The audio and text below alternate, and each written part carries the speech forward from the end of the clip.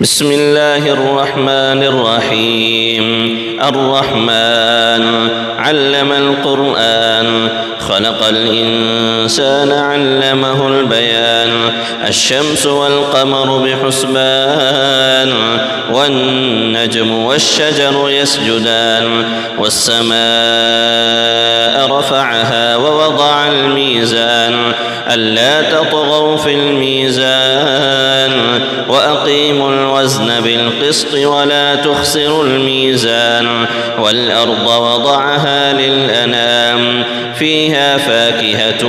والنخل ذات الأكمام والحب ذو العصف والريحان فبأي آلاء ربكما تكذبان خلق الإنسان من صلصال كالفخار